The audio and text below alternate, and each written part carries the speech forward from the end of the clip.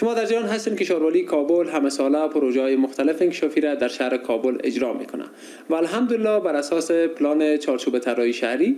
پلان اصلاحی شبکات شهر نیز منظوریش آمده و شاروالی کابل مطابق با این موضوع به پیش میره که یک دستاورد بسیار کلان به خاطر کشور عزیز ما افغانستان و خصوصا خانواده بزرگ شاروالی کابل هسته که یک پلان منسجم و منظور شده داره و بر اساس از او شبکات سرک را در شهر کابل در 3 کاتگوری مختلف اجرا میکنه. شهر کابل در جریان 2 دهه اخیر به دلیل افزایش بی‌پیشینه نفوذ، توسعه غیرپلانی و عدم تطبیق ماستر پلان‌های شهری به موقع با چالش‌های متعدد در راستای دسترسی به خدمات شهری به ویژه در ساحات غیرپلانی روبرو بوده. شاروالی کابل به هدف حل این چالش‌ها بازنگری و تعدیل شبکه سرک‌های پلان چارچوب طراحی شهری شهر کابل را که در سال 1396 تهیه گردیده بود و به دلیل نواقص و مشکلات متعدد پاسخگوی نیازمندی شهر کابل نبود و نمی‌توانست یک شبکه شهری و ترانسپورتی منظم و پایدار را برای شهر فراهم سازد. بدین ترتیب پلان اصلاحی شبکه سرک‌های شهر کابل با همکاری وزارت محترم شهرسازی و اراضی تهیه و پس از طی مراحل قانونی رسما تصویب گردید. هدف این پلان ایجاد یک سیستم منسجم و کارآ است تا نیازهای کنونی و آینده شهروندان را برآورده سازد و بستر توسعه متوازن و پایدار شهری را در شهر کابل فراهم سازد. شاروالی کابل بر اساس این پلان کار ساخت و ساز سرک‌ها را با در نظر گرفتن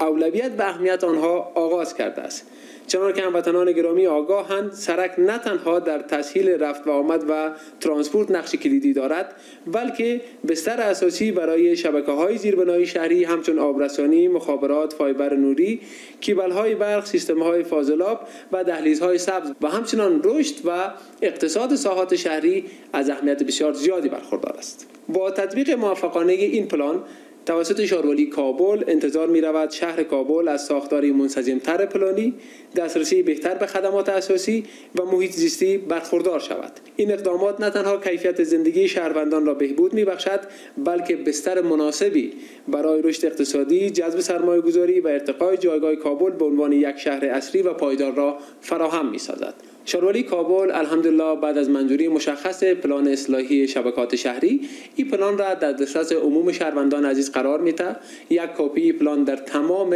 ریاست‌های محترم نواحی وجود داره و همچنان شاروالی کابل از طریق تمام چنل‌های نشریاتی که داره این پلان را در اختیار مردم قرار میده و همچنان از طریق وبسایت با کیفیت خوب هر کس میتونه این پلان را برای خود دانلود بکنه و با خود داشته باشه و شاروالی کابل همه ساله در قسمت اجرای پروژه‌های انکشافی خود از پلان استفاده میکنه و کوشش ما است که در سالهای آینده ان شاءالله با تکمیل شدن این پلان گره‌های کلان ترافیکی که در شهر کابل وجود داره از بین بره و در این حال یک ساحه مشخص به خاطر رشد شهر وجود داشته باشه تا ما بتونیم که در کنار رشد شهر و رشد پلانی شهر سرک‌های مشخص و همچنان سیستم عبور و مرور بسیار مشخص در شهر کابل داشته باشیم و شاروالی کابل هر خدماتی که بر شهروندان عزیز ارائه میکنه با اطمینان کامل او را در اختیارشان قرار میده و تمام شهروندان میتونن که به مثابه یک شاروال این پلان را با خود داشته باشند و از تمام امورات شاروالی کابل نظارت به عمل بیارن. شاروالی کابل یک نهاد خدمتگزار در شهر کابل هسته